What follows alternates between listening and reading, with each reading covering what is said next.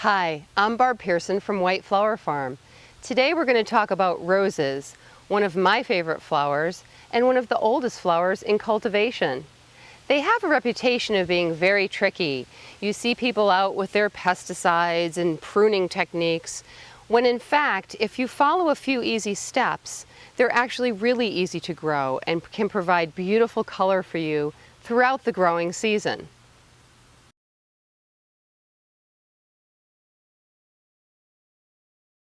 There are 4 basic steps to successful rose growing.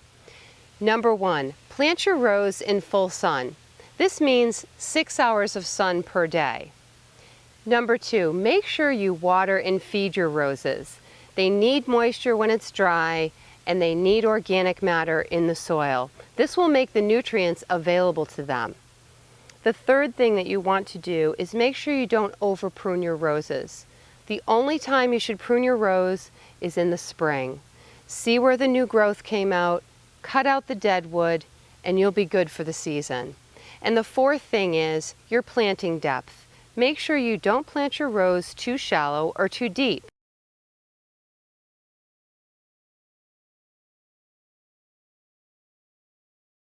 Roses can be bare root. When you go to plant your bare root rose, remove the packaging and then soak the roots for several hours or even overnight before you plant it. So make sure your rose is fully hydrated, and then before you go to plant it, you want to cut out some of the old wood here. This is an example right here where you see the cane is brown versus the green cane.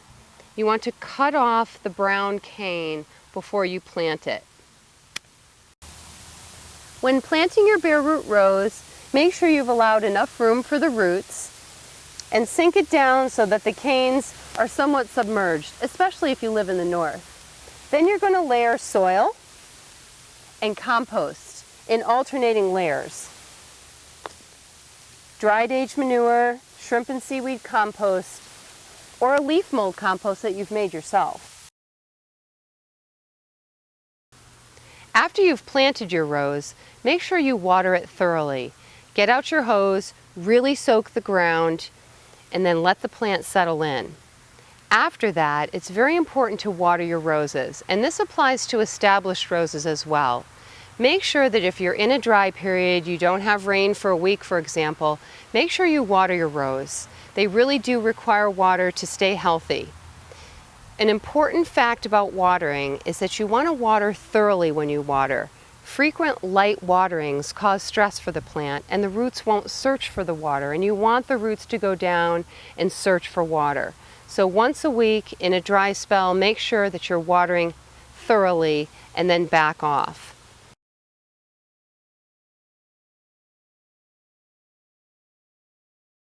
Even with existing roses, it's a good idea in the spring to put 3 inches of compost or dried aged manure around the base of the plant, making sure that you're not mounding it on the canes. The organic matter is important because microorganisms help the soil. Then the nutrients are available to the plant. Compost and manure are the best thing that you can use on your rose. Make sure that all of your organic matter is fully decomposed before you apply it to your rose. What I do during the season is I top dress with organics, and then once a month I use Blossom Booster.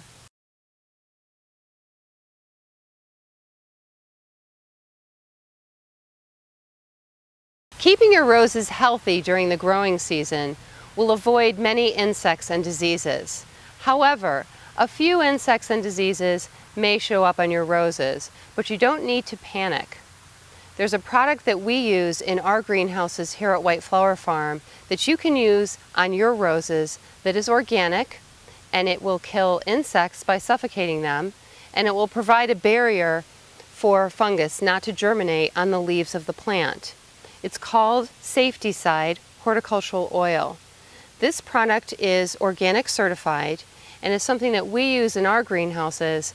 You can use it on your roses for black spot and for aphids. We also use neem oil, which is a natural product that deters insects from feeding.